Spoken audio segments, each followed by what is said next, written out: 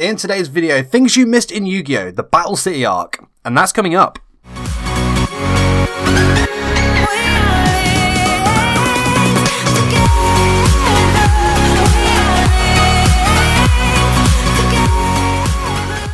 What's up there and welcome to a brand new video on 414 YGO. In today's video, things you missed in Yu-Gi-Oh! The Battle City arc, and this is part 1. And hey, if you're new here, why not join the 414 community by hitting the subscribe button and the notification bell so you don't miss out. So like I said, this is part 1. This is going to cover episodes 50 all the way through to 59. And if this is your first time here to the channel, I've of course covered Duelist Kingdom and then the like the Virtual World and Dungeon Dice Monster episodes. So what I'll do is I'll leave a link to the playlist in the cards right now. But with that being said, let's get straight on to the things you missed. So in episode 50, this is the first time that we see Yugi switch out the rope on the Millennium Puzzle for the stronger chain. This was basically just because he was fearing for its safety. In the manga, Bandit Keith actually never appeared again. He did in the anime. This was simply just used to fill in the plot holes that Dungeon Dice Monsters episode had left behind, as it didn't really follow exactly like the manga did. Also, a bit of trivia on this episode, when these re-aired in 2010 onwards, the season's title was changed to Rulers of the Duel.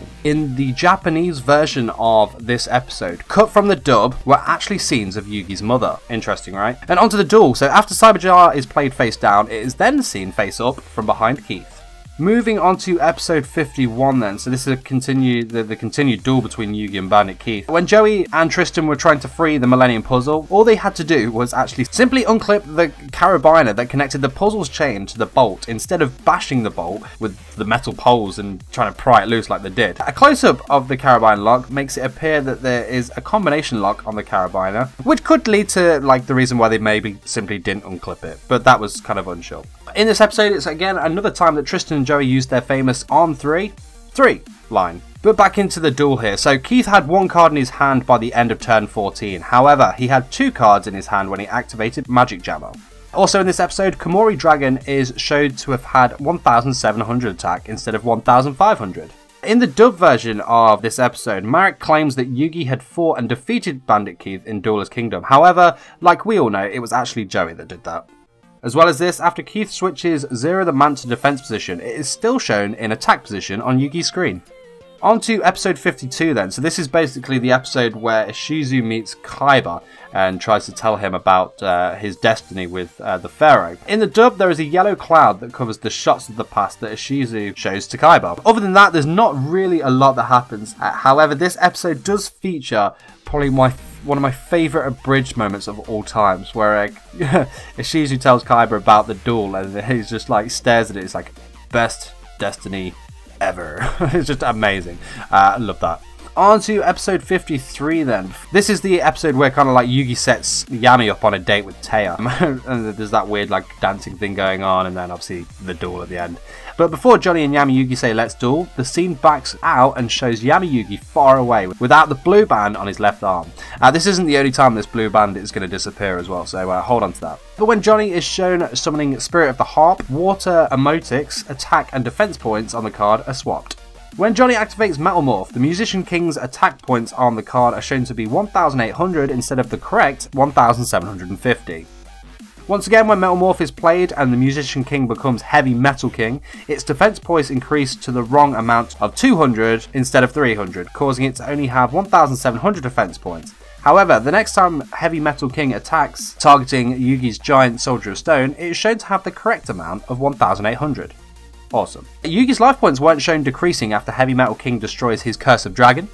Once again, the blue band disappears, so after summoning the Dark Magician and talking to Johnny, Yami doesn't have the blue band on his left arm again. Final one on this one is basically a bit more of the fan service being removed from the dub pro sub in the Yu-Gi-Oh! For this one. But Taya's tube top is lengthened to be less revealing, boo, right? But the length keeps changing throughout the episode. Sometimes it almost covers her stomach, but other times it's barely close to it. So it just seems they can't get the length right. But it's fine, just stick to the dub version, show us what we want to see. Episode 54. This is obviously where Kaiba has that kind of duel against this, that simulation. He's trying to test out his new Obelisk the Tormentor. It's mentioned by the text running the duel simulation that all the safeties have been turned off. This would explain why attacks from like the holographic monsters would have much more effect on players, even though the creatures aren't real. It could also explain why the god cards cause serious harm whenever they're played. Also, Kaiba is shown to be using a new deck with Obelisk in it, obviously, against his old one. Later episodes suggest that what he did with these two decks was he merged the best cards from both decks so he could still have his Blue Eyes White Dragons as well as Obelisk the Tormentor. In the dub, at the top of the stairs leading to the museum basement, the glowing yellow eye forms on Yami Yugi's forehead, but it doesn't seem to be there at a side view of Taya looking sideways at him before they go down. It's definitely disappeared at a full close-up and view of him and Taya when they reach the room, however the eye never appears on his head in the original, which is strange. Back to the duel between Kaiba and his old deck, I guess, that kind of like robot thing. When the dual bot summons Blue Eyes Ultimate Dragon, the card on the dual bot is Blue Eyes White Dragon instead of Blue Eyes Ultimate Dragon. In the dub, when Cyberjar is attacked and revealed, its defense is shown at 1000 instead of 900.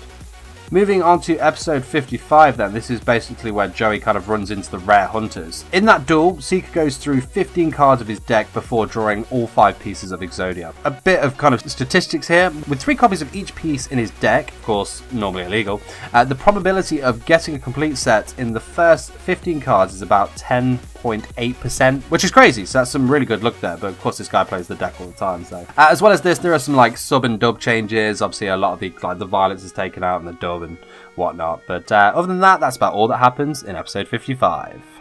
Moving on to episode 56 then, this is obviously the first duel of the Battle City tournament, and Yugi goes up against Seeker to try and win Joey's Red Eyes Black Dragon from him. But in this episode, Yami Yugi's head appears larger than normal when he is first shown looking at his and Yugi's deck. Also, when Seeker is looking through his computer at which duelist to fight next, it first shows Yugi and Mai, and as the Rare Hunter continues looking and stops at the profiles of Sid and Zygor. However, when Joey comes up and confronts the man, the next scene that shows enough of the computer reveals that Yugi and Mai are still on the screen. At the start of Seeker's second turn, he predicts he will draw another Graceful Charity, and afterwards plays it. However, since before a Graceful Charity was seen in his hand and afterwards none is, either he was lying having drawn a different card and then activating the Graceful Charity he already did have in his hand, otherwise that would just be an error on the animation.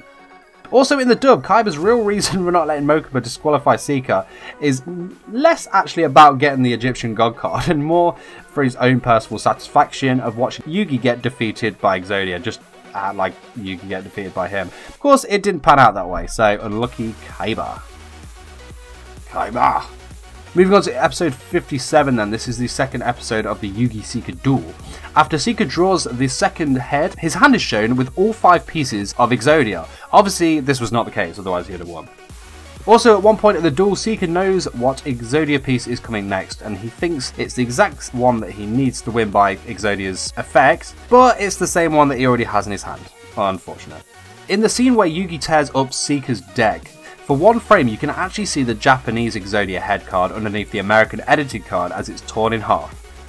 Once again, in the scene after Yugi tearing up Seeker's deck, the card he is holding is Giant Soldier of Stone, when it should be Joey's Red Eyes Black Dragon that he had just won from Seeker. Bit of trivia about this episode as well, this is the only duel where Yugi won without losing any life points, as basically Seeker's entire strategy was simply stalling with high defense monsters until he had all 5 pieces of Exodia in his hand. This was also one of the very few duels where a rule was made up that didn't seem necessary for the plot, advantage purposes or dramatic or comedic effects. Technically, Yami didn't need to activate the made up effect of Summon Skull to power up Alpha the Magnet Warrior, as he could have instead used Alpha the Magnet Warrior to destroy Seeker's head of Exodia, then use Summon Skull and Chimera the Flying Mythical Beast to defeat Seeker in one turn. Moving on to episode 58 then, so this is where we see Joey duel for the first time in Battle City. This is of course against Esper Roba. We see that Rex had just been defeated by him prior to this, and this is quite interesting really. I didn't really think about it until now, but Rex's most rare card after losing Red Eyes Black Dragon was Serpent Night Dragon. Oddly, for Rex, these are not dinosaur monsters. Even in Rex's last full duel of the series, he plays Tyrant Dragon, which once again is his ace card. It's really strange that he just doesn't have a dinosaur as his like best card, though he's meant to be like the dinosaur duelist. Really strange. But in episode 11, Rex states that he won Serpent Night Dragon from the finals of the regional tournament in episode 2, which would also explain why it's so rare. As for Tyrant Dragon, it's likely he took the card from Darts' lair when Darts offered him the choice of cards, thinking he could work a good strategy around it. Esper Roba was actually the first duelist to have any kind of psychic themed deck. This is years before the actual psychic type monsters were created, so maybe that was kind of a reference to him, or just another archetype they wanted to make up. Moving on to the duel though, when Joey draws his first cards he has graceful dice in his hand. However, when Esperoba's younger brothers see that Joey draws a graceful dice, the first one in his hand had been changed to school dice. Joey has Battle Warrior and Flame Swordsman in his hand. However, in the next episode, one of those two cards are replaced with Time Wizard. When Esperoba states that the top card in Joey's hand is the Swordsman of Landstar, all 5 of Joey's first cards are back in his hand, which also causes Guilty the D-Knight to not be on his duel disc, even though this was an illegal move. Although the monsters could not be summoned, Guilty the D-Knight should still have been seen on Joey's duel disc until Esperoba attacked him, just like it was shown on Tristan's laptop, but Guilty the D-Knight is not seen on his duel disc after Roba's statement about Joey's top card. However, after Cyber Raider directly attacks Joey, Guilty the D-Knight incorrectly reappears on his duel disc for a few moments as he falls down, but finally disappears as he stands up. And when Cyber Raider is summoned, its defense is shown incorrectly. When Cyber Raider directly attacks Joey, in a close-up, his duel disc is not on his left arm and he is not holding any cards. As Joey is seen falling, his duel disc is back with Guilty the D-Knight incorrectly on it, but he still is not holding any cards.